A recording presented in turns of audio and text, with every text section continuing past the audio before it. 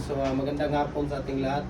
So nandito tayo ngayon sa publication para tingnan natin kung ano yung mga natapos nila. At tingnan natin tong order ni Kuya Ramel kung natapos na po ito. Tingnan natin yung order ni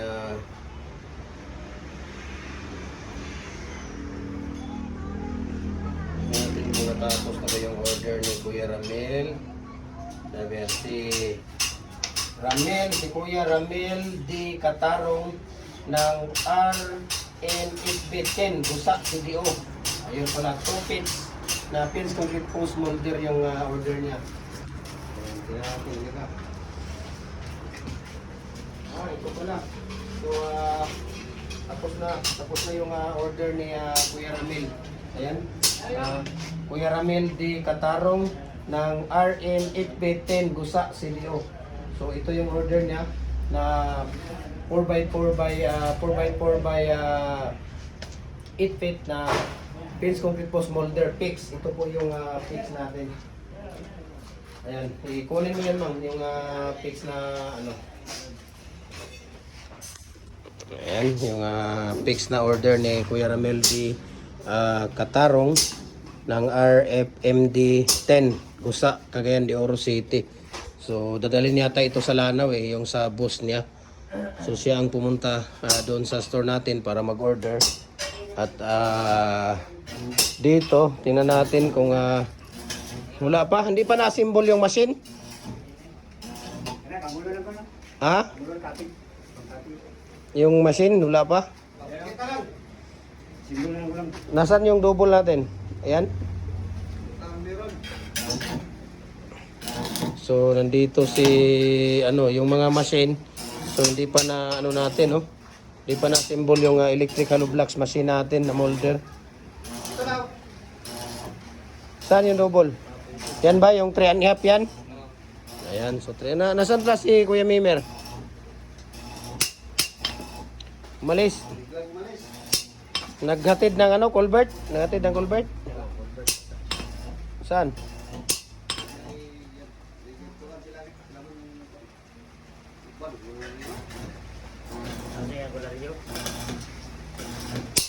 Ano yung ginagawa mo kuya? Plate ng hollow blocks? Palita? Ayan, palita ng hollow blocks yan. Ano yan? Standard, commercial? Standard yan? Ikaw kuya, ano yung tinitira mo dyan? Pusod ng machine. Pusod. Pusod naman sa iyo ng yung Nagsimula na yung pabriko. yung electric hollow block machine natin. Ito na. Yung mga pusod yan, yung pusod niya. Ayun, yun pala ang pusod ng natin. Ang electric hollow block machine. Ito ay para kay para kay tawag dito, para kay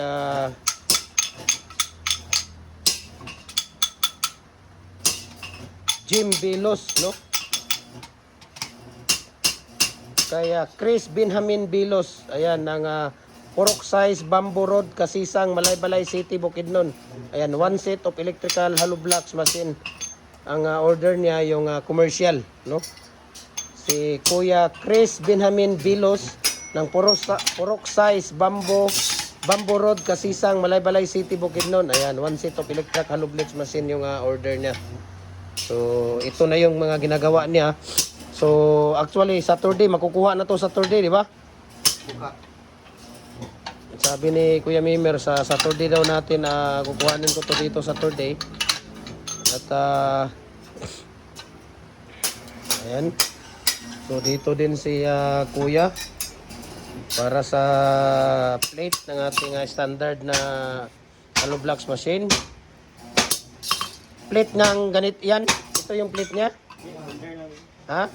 Molder lang yan. Molder ng pala to. Sige. Ito pala, molder lang pala to ng natin.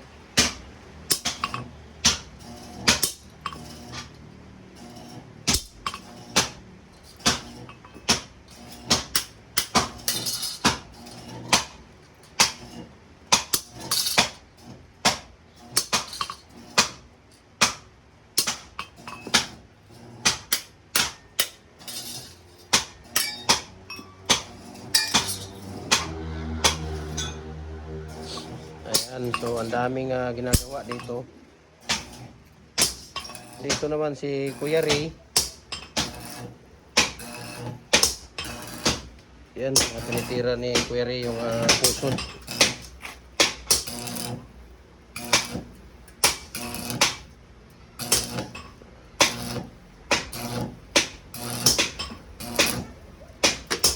Bakit tikit-tikit yan, Kuya? Ha? Ilang piraso yan? Ihiwalay mo lang mamaya yan. Ah. Pinagdidikit-dikit mo lang. Ayun.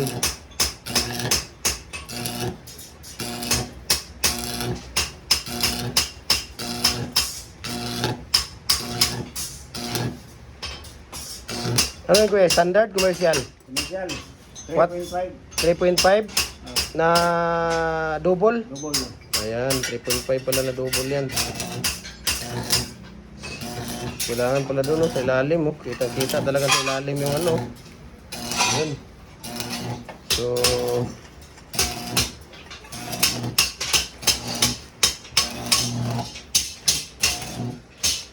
dito si Kuya Mimer. Ito, number size na ano to?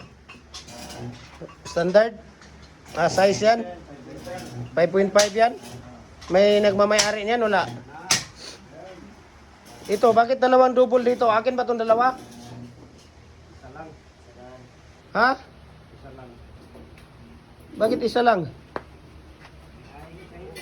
Habulan. Ha? Habulan ang order. Habulan ang order. Grabe naman yan. Habulin pala yung order. Ayan. Ano yun? Stainless yung isa? Single? Bakit di pa kinuha yan? 3 and 3/4 yan. 3 and 3/4? Bakit di pa kinuha yan? Ito. Basa pa to? Basa pa? Ayun. Basa pa pala to. Ano to? Commercial to? Standard? Commercial din? 3.5? Ayun. 3.5 din pala to. So, ito na nga no, yung nadatnan natin dito sa fabrication. So, talagang puspusan ang ginagawa nila dito at wala si Kuya Mimer dito, no? Kasi may nilalakad siya. Okay? So, ito na yung order ni tawag dito ni Kuya order ni Kuya Ramil D. Katarong ng RMFB10 Gusa, Cagayan de Oro City, no? Para daw sa bus niya to. Iwan ko lang kung sa bus niya or sa kanya. So, ito na yung order niya. At ang kapal naman talaga ng plate na mga ginagamit namin dito. Ito yung plate na mga ginagamit namin. Tingnan natin. Yung MBI steel plate na ginagamit. Ayan. Tingnan nyo. Ayan, no? Lifetime use na po yan. 3.5 mm. No? Ayan, yung mga plate natin na ginagamit. Ito plate yung ginagamit natin sa ano. Ayan, no? Ayan, no? Makapal. Ayan, sa ano natin to, sa mga hollow blocks, molder, bricks, decorative, lahat po. Tapos ito, ginagamit yan sa mga yung pusod or plate ng ating molder natin na mano-mano. Ayan, okay? So, maraming salamat and God bless po sa ating lahat. Ayan.